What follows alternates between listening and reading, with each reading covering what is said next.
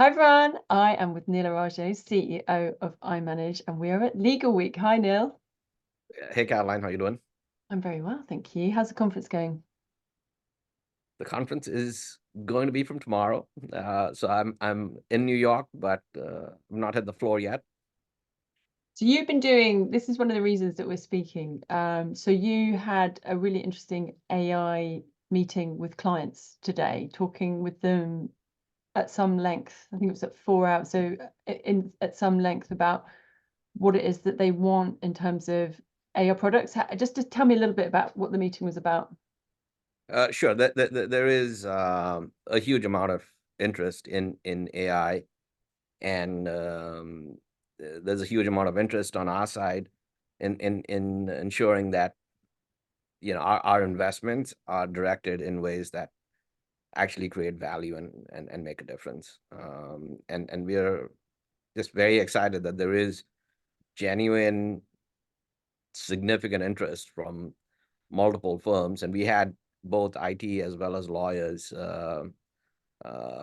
giving us guidance on the types of processes that will have the most impact, the risks associated with them, and how we can work together to actually turn talk into action.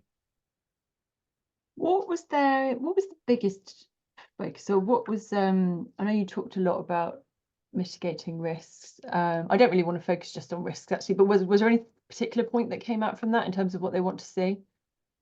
No, no, I mean it's more at a micro level. Yeah. We discussed, the work that we've been doing to improve, use AI to improve findability, to use AI to automatically classify documents, extract data points, our partnerships with the content providers so that we can enrich, the rich content that is in the DMS so that it can be more easily sliced and diced and more easily repurposed within the organization. And I think it would add significant value to customers that have been uh, managing their repositories with iManage, to mine that information and get to it more easily.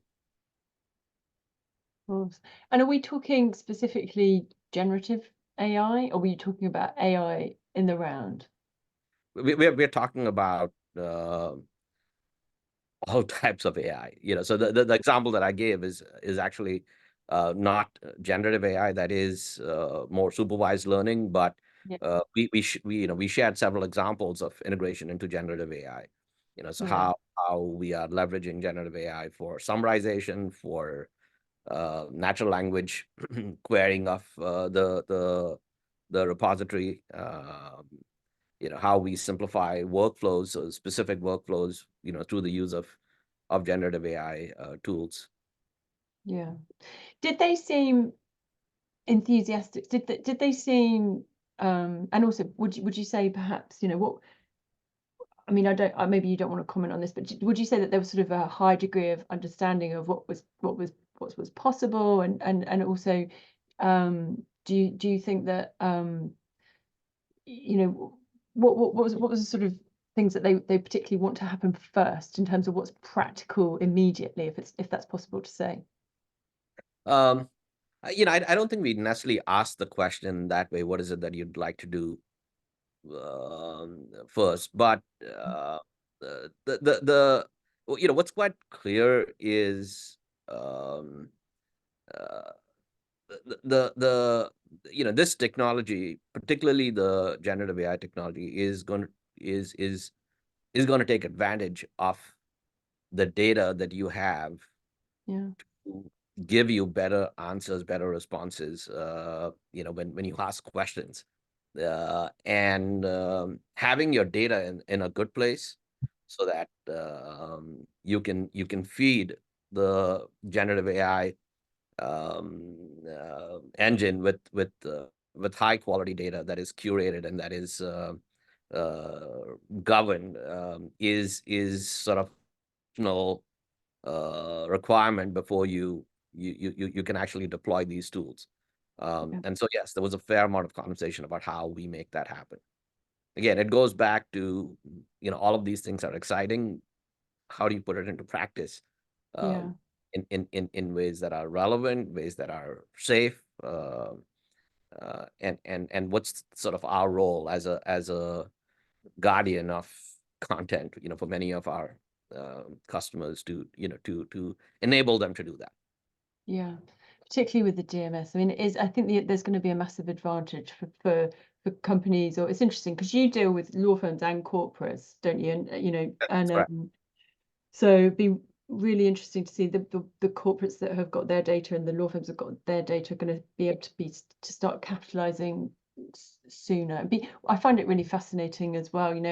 How it's going to shift. The sort of the roles almost, in terms of how much the corporates are doing in-house, how much I think it's going to change perhaps going forward, the way that law firms and corporates interact, which will be really interesting to see. I know that's probably not the nature of the conversation you were having today, but I do think I'll be interesting to see how much of that comes out from conversations at Legal Week.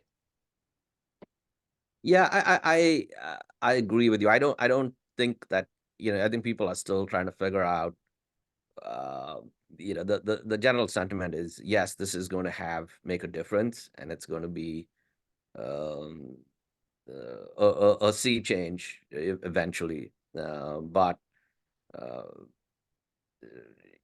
the conversations people are having are still in its infancy with respect to how you Yeah, actually make it work, for very specific processes, and then how do you develop a method by which you can take it from one process to the next, to the next, to the next, so that you're actually making a difference.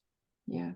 I hosted a meeting towards the tail end of last year with CIOs from top 200 law firms, and there's still a lot of people were very much still at the thinking through things very carefully. They're very conscious that they're custodians of their clients' data. They were aware of the possibilities, but very conscious of not wanting to get things wrong. And that's where I think the difficulty lies, because things are moving really quickly. There's an expectation from a client's perspective that you're leveraging new technology, but obviously from a law firm's perspective, they're very much conscious of making sure that they do it in the right way and that they make no mistakes. But there's there's a challenging time for everybody. Absolutely. We hire law firms because, oh, we appreciate the rigor that they put, Mm, into the thinking, the rigor that they put into the process by which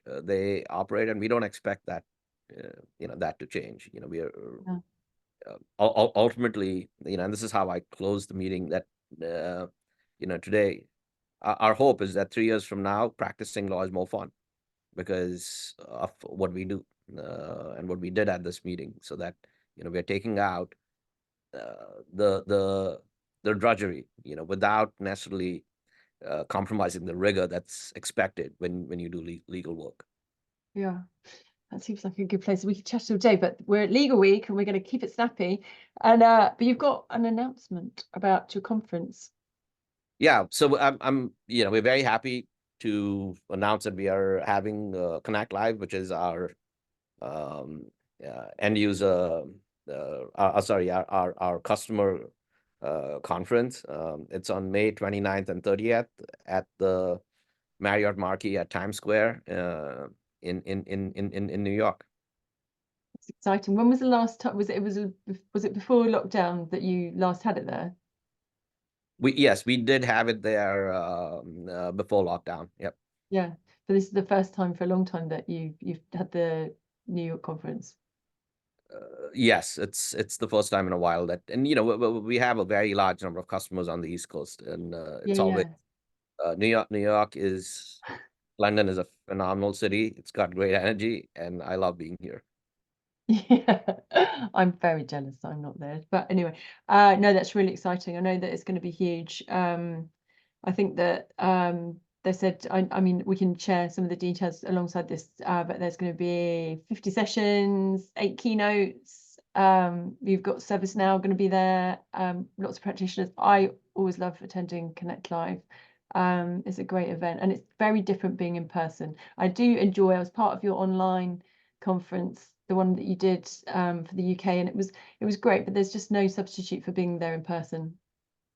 Yeah, and you know, we have a significant amount of R&D that we've been doing over the last several years that I think is sort of coming up for air right now. You know, so you know, we've got, you know, the entire integration into Office 365, which is going to the next generation and enabling things like native co-authoring, you know, from within Office. That's going to be available in that time frame. You know, there is a significant amount of exciting work we're doing with AI that's being unlocked in the platform as we speak. You mentioned ServiceNow. You know, so there's a fair amount of work that we've done on workflows and improving workflow that is also being made, that we'll be talking about. And ConnectLive is a great place for us to hear from customers and for customers to hear from other customers in terms of what they're doing. It's certainly one of my favorite events and time of the year for me personally.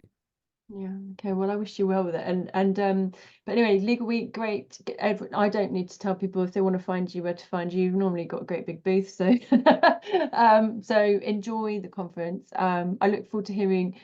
I've written some of the more granular details about the work that you're doing with AI, but I look forward to writing some more. Our purpose today for this video was to have a chat and talk about, you know, perhaps more high level detail, but I really look forward to going a bit more granular about some of the work that you're doing. As ever, it's great to talk to you. Yeah, you too, Caroline. Thank you. Thank you, Nick.